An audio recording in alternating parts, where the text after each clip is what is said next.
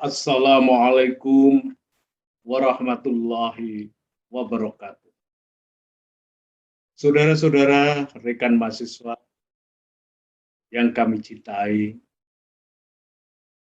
pada kesempatan ini kita akan memulai kuliah pengantar ilmu pertanian atau PIP.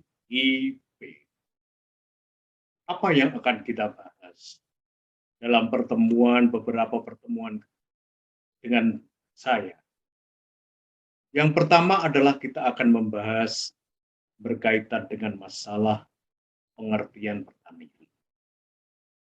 Yang kedua, berkaitan dengan sejarah pertanian. Yang ketiga, masalah multifungsi pertanian. Yang keempat adalah masalah pertanian. Yang kelima, masalah pembangunan. Saudara-saudara sekalian, sekarang akan kita bahas mengenai pengertian pertanian. Pertanian, menurut Moser, adalah turut campur tangan manusia dalam perkembangan tanaman dan atau hewan, agar dapat memenuhi kebutuhan dan memperbaiki kehidupan keluarga dan atau masyarakat.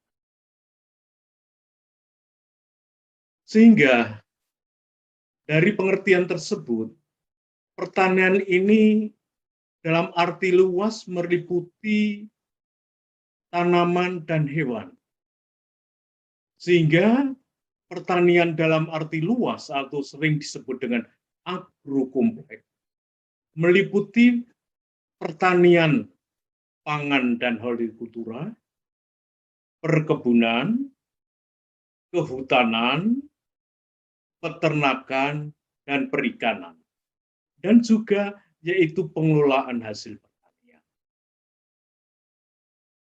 Kalau dalam arti sempit, pertanian umumnya dimaknai dengan yaitu pertanian, pangan, hortikultura, dan perkebunan saja. Namun dalam arti luas, mencakup juga kehutanan, peternakan, dan perikanan, dan pengolahan hasil. Saudara-saudara sekalian, campur tangan manusia ini berkaitan dengan masalah pertanian ini meliputi apa saja. Baik itu dalam kaitannya dengan peningkatan produksi, baik itu intensifikasi maupun ekstensifikasi, diversifikasi, penganekaragaman daripada tanaman maupun penganekaragaman produk pertanian dalam satu komoditas, kemudian peningkatan efisiensi usaha taninya, kemudian perbaikan mutu dan nilai tambahnya, kemudian pengolahan pemanfaatan limbah, kemudian perbaikan dan pelestarian sumber daya alam dan lingkungan, umpamanya berkaitan dengan masalah konservasi tanah, lahan yang miring kemudian kita teras sehingga lebih produktif, kita dan rehabilitasi daripada lahan itu sendiri. Ini merupakan bentuk-bentuk campur tangan manusia dalam usaha pertanian. Kemudian dalam konsep agribisnis, pertanian itu dipecah menjadi 3. Yang pertama adalah kegiatan yang on-farm, yaitu subsistem budidaya di lahan, semua kegiatan budidaya di lahan, baik itu kaitannya dengan pengolahan tanah, pengairan, kemudian penanaman, kemudian pemanenan, pemeliharaan tanaman, dan sebagainya. Ini merupakan yaitu kegiatan-kegiatan yang on-farm di lahan. Kemudian yang kedua adalah kegiatan yang off-farm, yaitu kegiatan yang di luar lahan pertanian. baik itu kaitannya dengan sistem pengadaan input dan peralatan, umpamanya penyediaan pupuk, pestisida, dan alat-alat mesin-mesin pertanian, kemudian sistem pasca panennya, dan pengolahan hasil pertanian itu sendiri, kemudian juga sistem pemasaran, perdagangannya. Ini merupakan kegiatan-kegiatan yang off-farm, di luar lahan pertanian. Kemudian yang ketiga, yaitu kegiatan yang non-farm, yaitu sistem pendukung. Semua yang mendukung daripada usaha pertanian itu sendiri. Umpamanya penelitian untuk mendapatkan benih, maka diperlukan yaitu seorang ahli bioteknologi maupun pemulia tanaman. Kemudian penelitian yang berkaitan dengan pemupukan, maka diperlukan ahli-ahli tanah. Berkaitan dengan konservasi tanah, diperlukan ahli-ahli tanah. Kemudian berkaitan dengan masalah pemasaran, diperlukan ahli-ahli agribisnis, dan ahli-ahli yang lain. Kemudian juga yang kegiatan yang mendukung kaitannya dengan pertanian terkait dengan masalah pendidikan. Ya, perguruan tinggi ini, perguruan tinggi di Fakultas Pertanian ini termasuk daripada kegiatan non-farm. Kemudian kegiatan penyuluhan yang akan memberikan yaitu pencerahan pada petani-petani kita untuk modernisasi pertanian. Kemudian kaitannya dengan masalah pengangkutan, kaitannya dengan masalah perbankan, keuangan dan pembiayaan, perdagangan, aneka jasa, dan lain sebagainya. Inilah saudara-saudara sekalian cukup menarik dan bidangnya cukup banyak, yaitu usaha-usaha di bidang pertanian. Oleh karena itu, marilah kita ikuti, yaitu kuliah saya kali ini. Selamat mengikuti kuliah saya. Saudara sekalian, rekan mahasiswa, selamat datang di kuliah pengantar ilmu pertanian. Saudara-saudara sekalian, apa yang akan kita bahas pada pertemuan-pertemuan kita nanti? Yang pertama adalah pengertian pertanian. Kemudian yang kedua, sejarah pertanian. Yang ketiga, multifungsi pertanian. Dan masalah pertanian. Dan nantinya akan kita bahas mengenai pembangunan. Saudara-saudara rekan mahasiswa, sekarang apa? Yaitu pengertian pertanian itu. Pertanian menurut Musser, yaitu turut campur tangan manusia dalam perkembangan tanaman dan atau hewan, agar dapat memenuhi kebutuhan dan memperbaiki kehidupan keluarga dan atau masyarakat. Rekan-rekan mahasiswa, dari pengertian ini, maka pertanian tidak terbatas pada pertanian tanaman pangan yang meliputi pangan, hortikultura atau buah-buahan dan sayur-sayuran, dan juga perkebunan saja. Namun juga termasuk di dalamnya adalah kehutanan, peternakan, dan perikanan. Jadi di sini tidak hanya terbatas pada pengusahaan tanaman, namun juga yaitu hewan. Oleh karena itu, dapat kita golongkan pengertian pertanian dalam arti luas, atau sering disebut dengan agrokompleks, yaitu meliputi pertanian tanaman pangan, perkebunan, kehutanan, peternakan, perikanan, bahkan pengolahan hasil pertanian.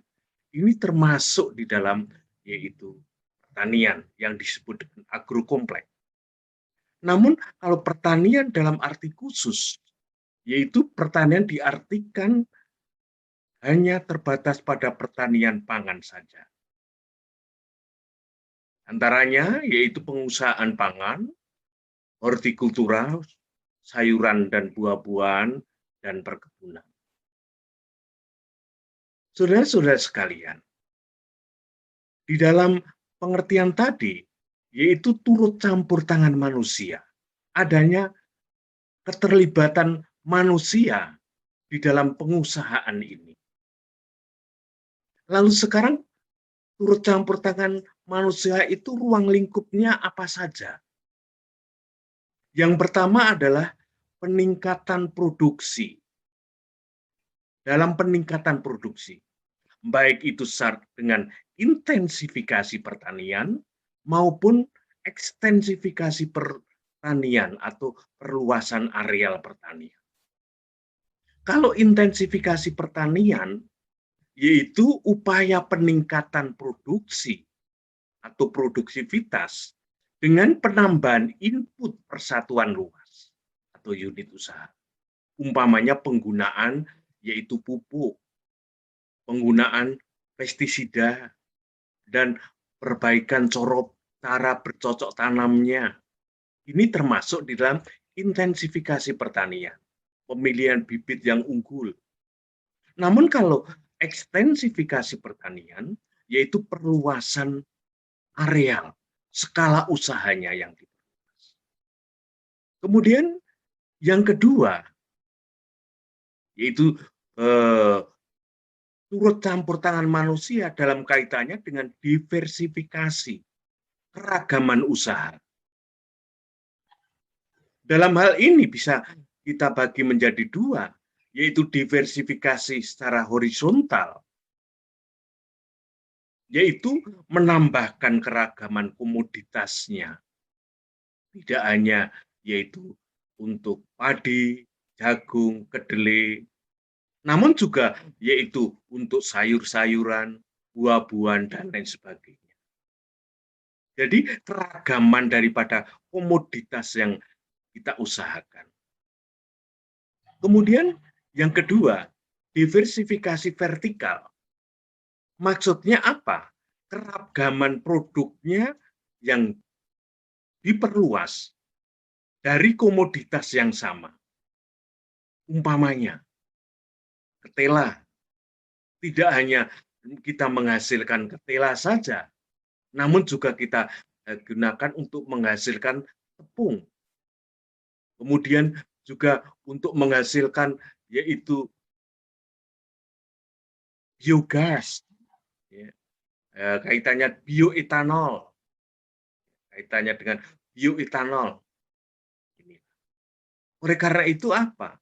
Ini produknya yang diperluas hasilnya. Dalam yaitu komoditas yang sama. Tadi ketela digunakan untuk yaitu tidak hanya ketela saja, namun bisa digunakan untuk tepung, tapioka, juga digunakan untuk etanol, bioetanol, untuk energi. Kemudian turut campur tangan manusia ini juga terkait dengan rangka efisiensi usaha.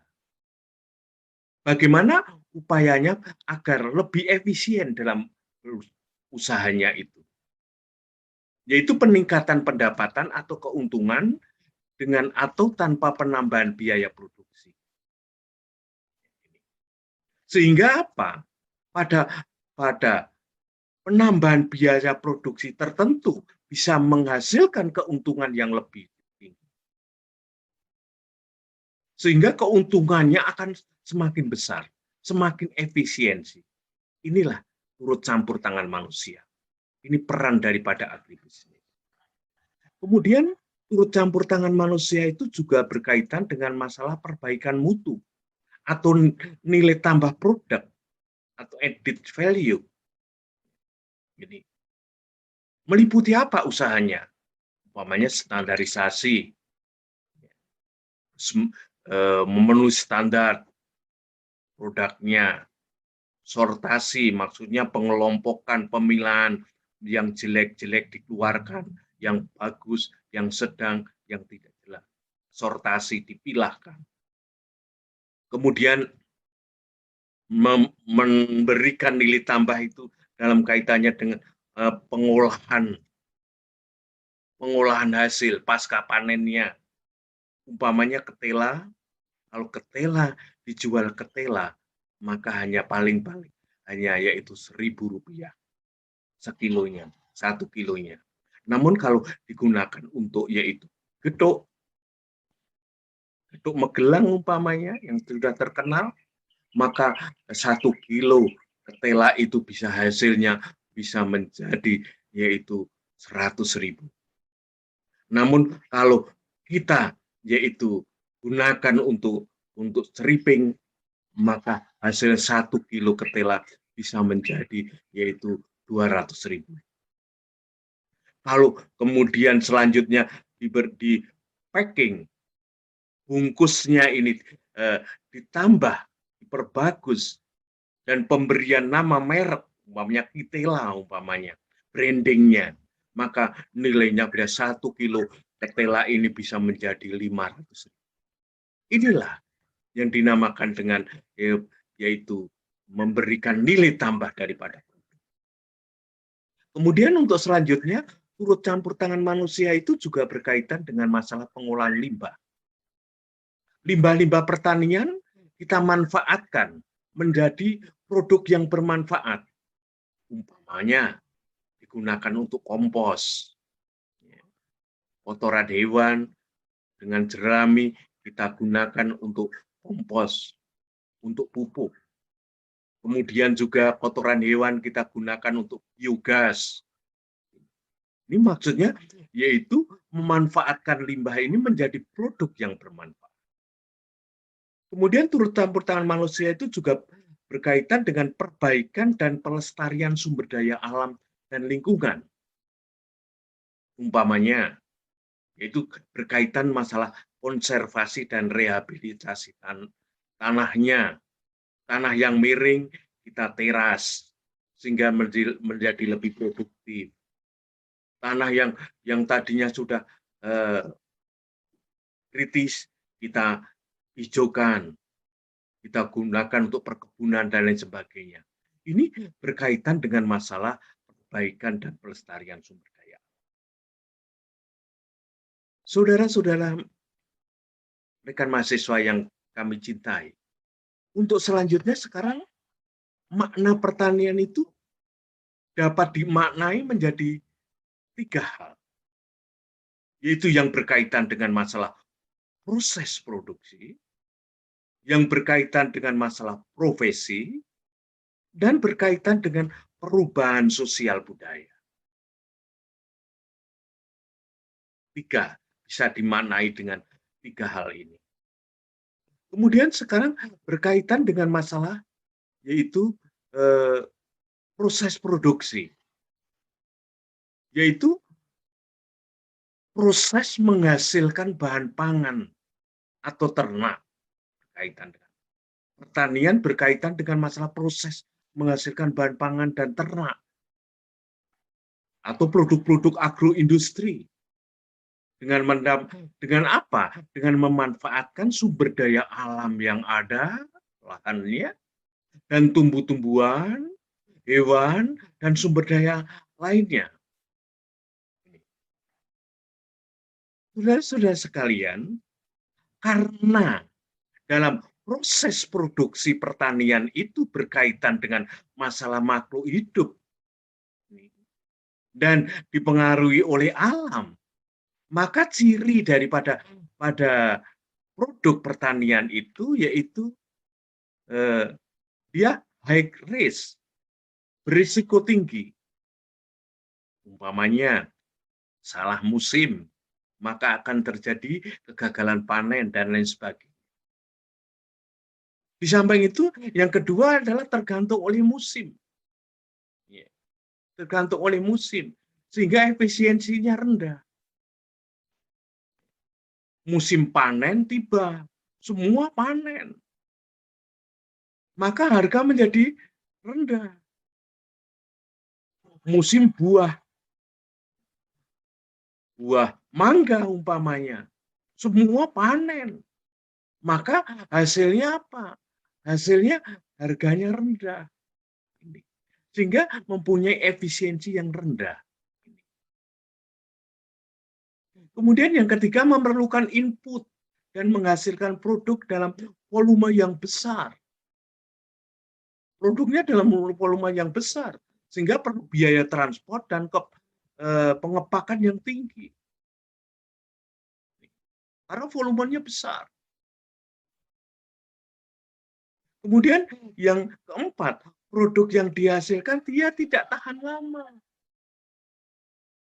Musim buah-buahan. Maka apa? Dia tidak tahan lama.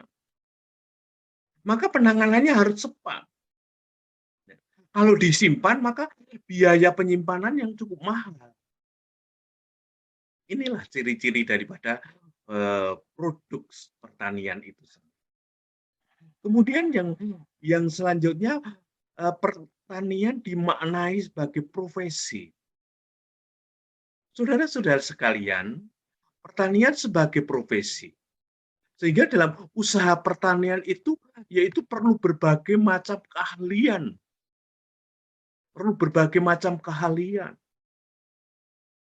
Atau pengetahuan, atau keterampilan, atau sikap. Sehingga apa? Sehingga pertanian itu bisa menghasilkan dalam jumlah yang banyak, produk yang banyak, dan cukup efisiensi, dan sebagainya. Maka diperlukan berbagai macam, yaitu profesi. Bermacam keahlian. Umpamanya, perlu adanya bioteknologi, keahlian bioteknologi. Biotek, bagaimana yaitu menciptakan padi yang tahan terhadap kekeringan, produksi yang tinggi. Kemudian perlu adanya yaitu ahli dalam kultur jaringan. Bagaimana kita membiakkan yaitu atau memperbanyak bibit itu dengan jumlah yang besar dalam waktu yang singkat. Perlu yaitu keahlian di bidang pemuliaan tanaman sehingga akan menghasilkan yaitu tanaman-tanaman yang unggul. Perlu ahli tanah sehingga bagaimana tanah itu lebih subur. Bagaimana pupuk yang cocok. Perlu ahli iklim sehingga kita menentukan yaitu musim tanam itu dengan cepat. Perlu ahli hama dan penyakit atau perlindungan tanaman sehingga tanaman itu bagaimana supaya terlindungi dari hama dan penyakit. Perlu ahli agribisnis, bagaimana upaya kita supaya yaitu produk yang kita hasilkan itu mendapatkan keuntungan yang tinggi. Inilah. Maka perlu adanya yaitu berbagai macam profesi berkaitan dengan yaitu usaha pertanian. Kemudian yang kedua, kegiatan yang memberikan penghasilan, memberikan nilai tambah untuk memenuhi kebutuhan terhadap kebutuhan hidup ini dan perbaikan kesejahteraan sehingga menghasilkan yaitu suatu hasil yang tinggi berkualitas.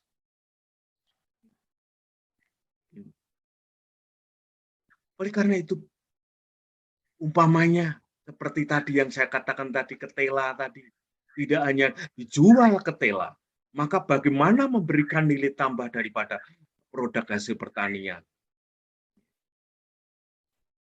Ini berkaitan, oleh karena itu perlu berbagai macam profesi-profesi atau keahlian khusus untuk menunjang kembangan daripada pertanian itu sendiri. Kemudian pertanian juga bisa dimaknai sebagai proses perubahan budaya. Saudara-saudara sekalian, berkaitan dengan masalah ini, maka pertanian ini tidak serta-merta lalu langsung menjadi maju, tidak. Namun merupakan perubahan perilaku, baik itu perubahan kelembagaan juga, perubahan peran dalam keluarga dan masyarakat dan sebagainya. Ini. Umpamanya, kita contohkan awal dulu pertanian itu dimulai dari pertanian nomaden, yaitu berpindah-pindah. Dia berusaha kalau sudah tidak subur lagi dia berpindah-pindah. Kemudian berkembang karena lahannya menjadi sempit, dia menjadi menetap. Namun sifatnya masih subsisten. Hanya untuk memenuhi kebutuhan keluarga sendiri, keperluan sendiri saja. Kemudian berkembang lagi, yaitu adanya usaha tani yang rasional dan komersial. Ini sudah yaitu memikirkan yaitu berorientasi keuntungan. Ini tentunya merupakan yaitu suatu perubahan perilaku. Juga kaitannya umpamanya tadinya perilaku agraris, yaitu dicirikan dengan adanya kebersamaan atau gotong royong, berubah menjadi yaitu masyarakat industri yang sifatnya yaitu perilakunya lebih yaitu secara individual. Dia orientasinya pada upah dan lain sebagainya. Ini saudara-saudara sekalian, tentunya pertanian itu juga yaitu merupakan sebagai proses perubahan budaya. Saudara-saudara sekalian, lalu sekarang unsur-unsur pertanian itu apa saja? Ada 2 unsur pokok, yaitu yang pertama adalah petani sebagai manajer atau juru tani.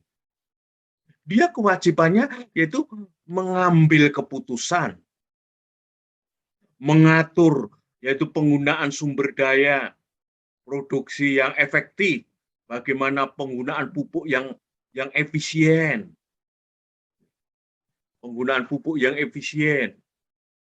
kemudian berkaitan dengan yaitu pemasaran, bagaimana supaya yaitu pendapatan itu lebih tinggi, maka perlu adanya yaitu suatu direncanakan dengan. Artinya apa? Petani sebagai manajer dan juru tani. Kemudian unsur yang kedua yaitu berbagai unsur produksi yang digunakan.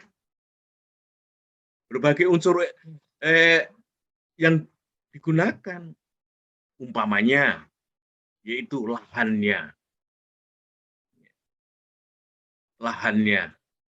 atau faktor alam lainnya. Ini tentunya yaitu sangat menentukan sekali yaitu produksi atau produksi pertanian atau pendapatan daripada pertanian itu. Oh, tanahnya ini pengairannya baik, oh kita gunakan untuk sawah. Ini menentukan jenis komoditasnya, kita gunakan untuk usaha padi sawah. Pengairannya jelek, oh kita gunakan yaitu untuk usaha lahan kering, jagung, dan lain sebagainya. Kemudian ini juga akan menentukan teknik yang sesuai. Oh tanahnya miring, maka harusnya yaitu kita gunakan yaitu kita teras dan sebagainya. Kemudian juga berkaitan dengan masalah tenaga kerja. Berapa jumlah tenaga kerja yang kita perlukan? Kualitas atau skill keterampilan daripada tenaga kerja yang kita gunakan apa saja? Pengolahan tanah, kemudian kaitannya dengan masalah penanamannya, dan lain sebagainya. Kemudian juga unsur produksi ini adalah modal. Modal ini bisa modal tetap atau modal yang tidak tetap. Modal tetap artinya apa? Modal untuk beberapa kali proses produksi. Umpamanya dalam kaitannya dengan pembelian traktor untuk pengolahan tanah. Namun modal tidak tetap, umpamanya yaitu kaitannya dengan untuk membeli sarana produksi, baik itu berupa pupuk, obat-obatan, dan lain sebagainya, bibit, dan lain sebagainya. Ini. Saudara-saudara sekalian, sekarang bagaimana lingkup kegiatan pertanian? Pertanian dalam arti luas atau sering disebut dengan agrokompleks, tidak hanya pertanian secara khusus yaitu pangan dan hortikultura, namun juga meliputi perkebunan, kehutanan, peternakan, perikanan, maupun pengolahan hasil pertanian. Jadi meliputi yang sangat luas.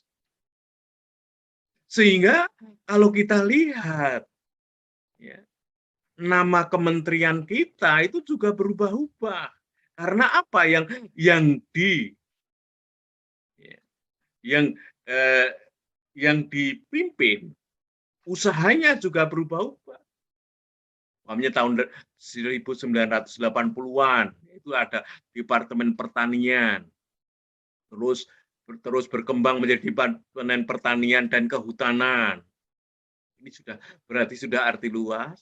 Ada Departemen Pertanian, Departemen Kehutanan, Departemen Perkebunan, Departemen Kelautan dan Perikanan, 2000-an demikian.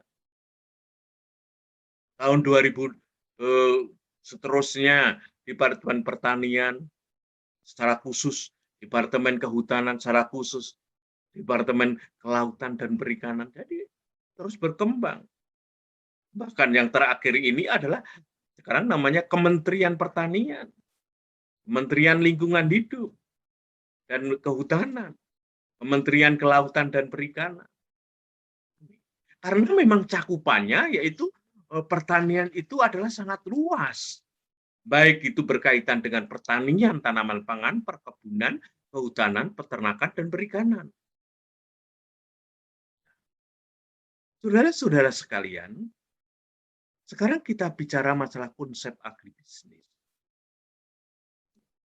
Nah, konsep agribisnis ini, pertanian dapat dipecah menjadi 3. Yang pertama adalah kegiatan on-farm,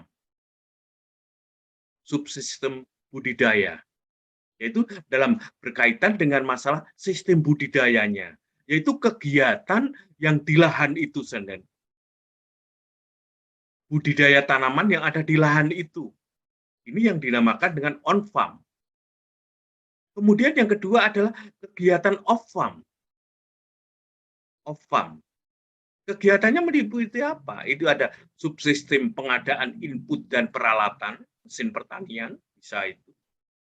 Berkaitan dengan masalah subsistem pasca panen dan pengolahan hasil pertanian, subsistem pemasaran dan hasil, ini semua adalah off-farm, di luar lahan pertanian. Namun masih berkaitan dengan masalah yaitu hasil pertanian itu sendiri. Kemudian yang ketiga, kegiatan non-farm. Subsistem pendukung. Kalau ini yang mendukung daripada semua yang mendukung kegiatan pertanian itu sendiri. Umpamanya penelitian. Maka diperlukan berbagai macam ahli tadi. Pendidikan dan pelatihan. Termasuk Anda sekalian ini. Itu termasuk di dalamnya di sini. Kaitan masalah pendidikan. Ini. kemudian penyuluhan. Ini juga berkaitan dengan masalah pertanian, berkaitan dengan masalah yaitu membina daripada petani-petani, pengangkutan, keuangan pembiayaan, perdagangan, aneka jasa, dan konstruksi dan sebagainya. Inilah yaitu konsep agribisnis, meliputi kegiatan on-farm, off-farm, dan non-farm. Oleh karena itu, bentuk-bentuk kegiatan pertanian itu cakupannya sangat luas.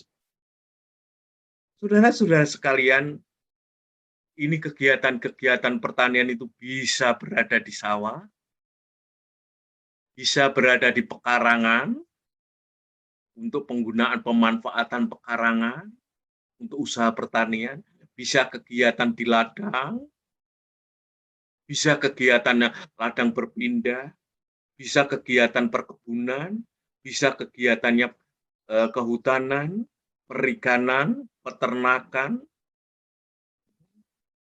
keterlibatan wanita tani, kemudian kegiatannya bisa dirawat juga, sekarang banyak. Pemanfaatan lahan rawa untuk usaha pertanian. Oleh karena itu cakupan daripada usaha pertanian ini sangat besar sekali.